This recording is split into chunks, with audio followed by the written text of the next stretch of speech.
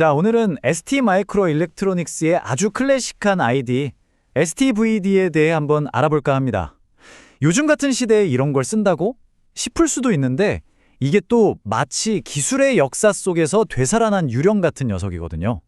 오늘 저랑 같이 이 소프트웨어의 정체를 한번 파헤쳐 보시죠.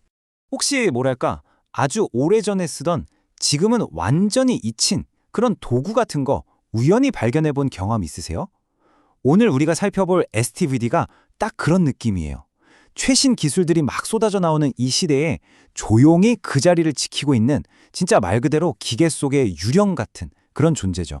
자, 그럼 대체 이 유령의 정체가 뭘까요? ST 비주얼 디벨롭, 우리가 줄여서 STVD라고 부르는 이것. 도대체 뭐라는 녀석인지 한번 보죠. 네, STVD는요, ST 마이크로 일렉트로닉스가 만든 통합 개발 환경, 그러니까 IDE예요. 근데 이게 아무데나 쓰는 건 아니고요. 딱 정해져 있어요. 바로 ST사의 8비트 마이크로 컨트롤러, 그 중에서도 특히 ST7, STM-A 시리즈를 위해서 태어난 말 그대로 전용 툴인 거죠. 뭐든지 한때 잘 나가던 시절, 이른바 황금기라는 게 있잖아요. STVD도 예외는 아니었습니다. 바로 8비트 컴퓨팅이 한 시대를 풍미하던 바로 그 시절, 이 툴도 정말 대단한 전성기를 누렸었죠. 자, 이 타임라인을 보시면 그 흥망성쇠가 한눈에 들어오죠.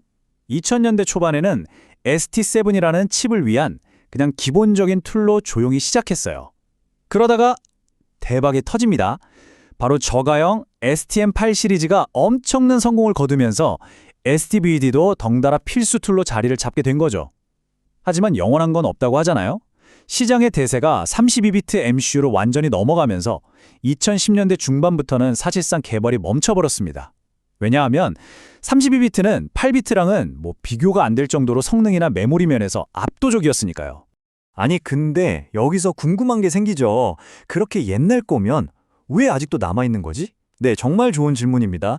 사실 이 SVD가 지금도 사라지지 않고 아주 특수한 세 가지 틈새 시장에서 자기 역할을 톡톡히 하고 있거든요. 자, 첫 번째는 바로 유지보수입니다. 여러분이 생각하는 것보다 훨씬 많은 산업 장비나 옛날 가전제품에 바로 이 STM8 칩이 들어가 있어요. 이걸 고치거나 펌웨어를 업데이트하려면 어쩔 수 없이 STVD가 있어야 하는 겁니다. 두 번째는 초저가 프로젝트. 진짜 단돈 몇백 원, 몇십 원이 중요한 그런 단순한 제품들이 있잖아요. 그런 시장에선 여전히 STM8이 현역으로 뛰고 있고요. 그리고 마지막, 이게 사실 제일 재밌는 부분인데 학습용으로 아주 그만이라는 겁니다. 뭐랄까 복잡한 거 다 걷어내고 하드웨어를 정말 날 것 그대로 맨몸으로 마주하면서 원리를 파악하기에는 이만한 게 없어요.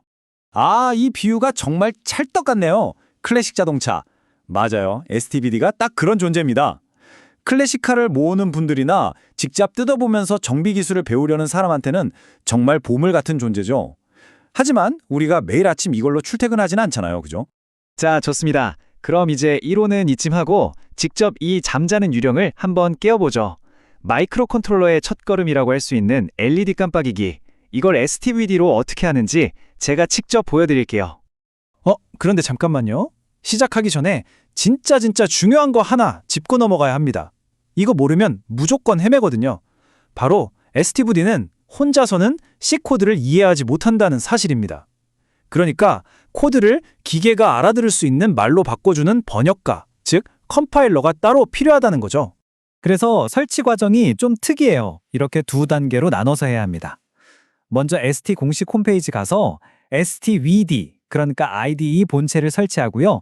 그 다음에 코스믹 소프트웨어라는 다른 회사 홈페이지에 가서 CXSTM8이라는 무료 컴파일러를 또 받아서 설치해야 해요.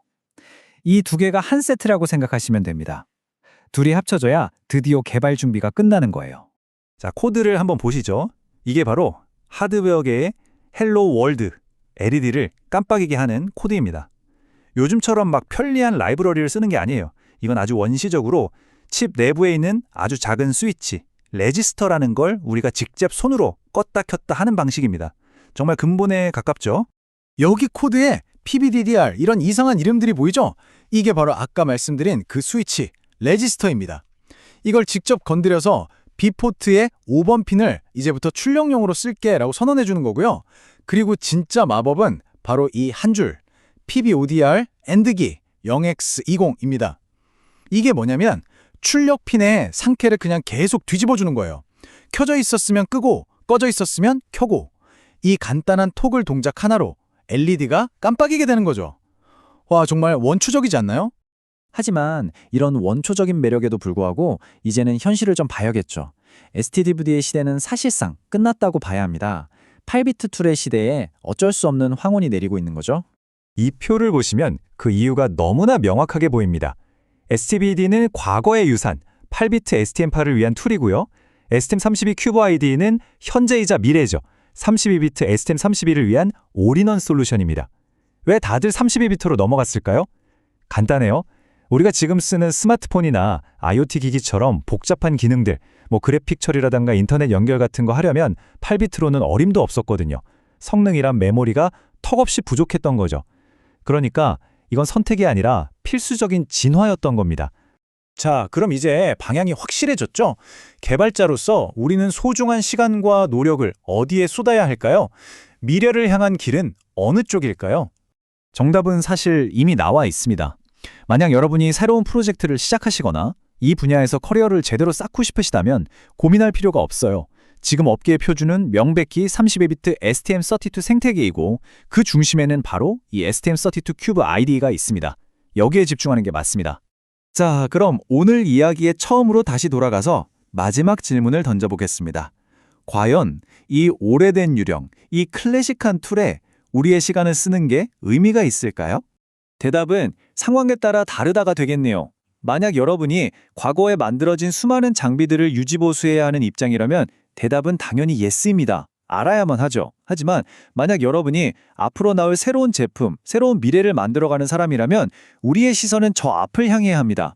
STVD는 우리에게 기술의 근본이란 이런 것이다 라고 가르쳐주는 아주 훌륭한 역사 교과서 같은 존재입니다. 하지만 우리가 앞으로 써내려갈 새로운 챕터의 주인공은 아니라는 것, 그것만은 분명히 기억해 두시면 좋겠습니다.